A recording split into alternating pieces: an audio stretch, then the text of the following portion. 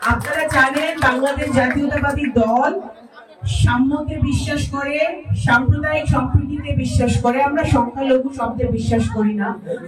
যেমন ঈদ, যেমন কোরবানির ঈদ, রোজার ঈদ, রমজান মাস, দুর্গা পূজা, লক্ষ্মী পূজা, সব পালা পর্বণ আমরা সব ধর্ম বর্ণের মানুষ নগরকান্দায় কিন্তু আমরা একসাথে এক হয়ে পালন করি।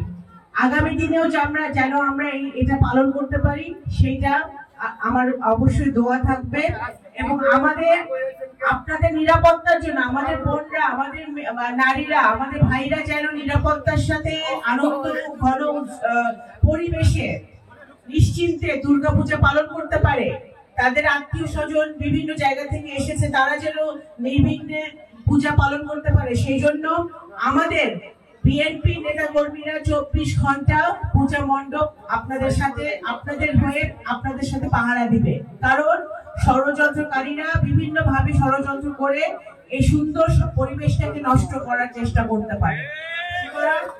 এটা থেকে আমাদের সবার সজাগ থাকতে হবে। আপনারা কিছু হলে অবশ্যই আমাকে জানাবেন, যাতে আমি তাৎক্ষণিকভাবে আপনাদের পাশে এসে এই সমস্যার সমাধান করতে পারি। আরেকটি কথা হচ্ছে যে আপনাদের সভাপতি কেউ যদি এসে চাঁদা চায় দুর্গাপূজাকে কেন্দ্র করে, সে নগরকান্দা থানায় তাকে সোপর্দ করবে পুলিশের হাতে।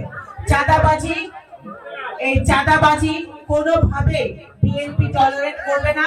আমি নিব না। আমি ন্যায়ের পথে, আমার বাবা ন্যায়ের পথে ছিলেন, আমি ন্যায়ের পথে আছি। চাঁদাবাজি আমি সহ্য করব না। সকল দল মত নির্বিশেষে একটা ফ্যাসিবাদ বিরোধী ঐক্যের জায়গায় দাঁড়িয়ে আছে। সেই ফ্যাসিবাদ বিরোধী ঐক্যটা যে কোনো মূল্যে আমাদের রক্ষা করতে হবে।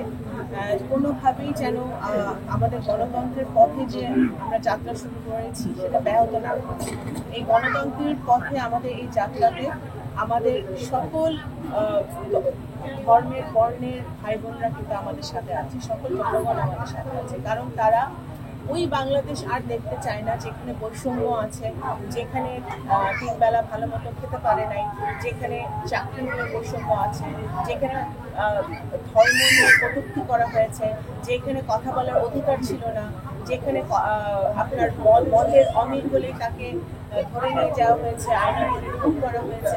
সেই বাংলাদেশ আমাদের এই ভাই বোনরা আর দেখতে চায়। সুতরাং আমি মনে করি এইবার এই দুর্গাপূজা অত্যন্ত তাৎপর্যপূর্ণ, কারণ আমরা সবাই মিলে এটা পালন করছি। আবার একই সাথে আমরা যাতে কোনোভাবে ফ্যাসিবাদী শক্তি বলেন বা অন্য কোনো ধরনের শক্তি এই সাম্য এবং এই সাম্প্রদায়িক সম্প্রীতিকে বিনষ্ট করার জন্য কোনো ষড়যন্ত্রে লিপ্ত হতে না পারে, সেই জন্য আমাদের খুবই সজাগ থাকতে হবে। আমাদের সারা বাংলাদেশে আমাদের প্রত্যেকটি জাতীয়তাবাদী দলের নেতাকর্মীকে জনাব তারেক রহমান সাহেব নির্দেশ দিয়েছেন, আমাদের মহাসচিব নির্দেশ দিয়েছেন, সকলে যেন আমাদের হিন্দু ধর্মাবলম্বী ভাই বোনরা তারা যেন সুন্দরভাবে দুর্গাপূজা পালন করতে পারে নিশ্চিন্তে নিরাপত্তার সাথে, সেটা আমাদের নিশ্চিত করতে হবে। এবং আপনারা জানেন এখন ফেসবুক ব্যবহার করে অনেক মিসইনফরমেশন হচ্ছে, অনেক বিভ্রান্তিকর কথাবার্তা ছড়ানো হচ্ছে। দুর্গাপূজাকে কেন্দ্র করে সোশ্যাল মিডিয়াকে ব্যবহার করে যাতে কোনো বিভ্রান্তিকর সংবাদ প্রচারিত না হয় বা কোনো পক্ষ থেকে না আসে, বা আসলেও সেটা যেন আমাদের সাধারণ জনগণ যেন বিভ্রান্ত না হয়, সেখানেও আমাদের খেয়াল রাখতে হবে। সুতরাং এই দুর্গাপূজা একদিকে যেমন আনন্দের উৎসবের, কারণ আমরা নতুন বাংলাদেশে এই উৎসব পালন করছি সকলে, আবার একই সাথে আমাদের অত্যন্ত সতর্কতা অবলম্বন করতে হবে যাতে কোনোভাবেই বাংলাদেশের সাম্প্রদায়িক সম্প্রীতি কেউ নষ্ট করতে না পারে।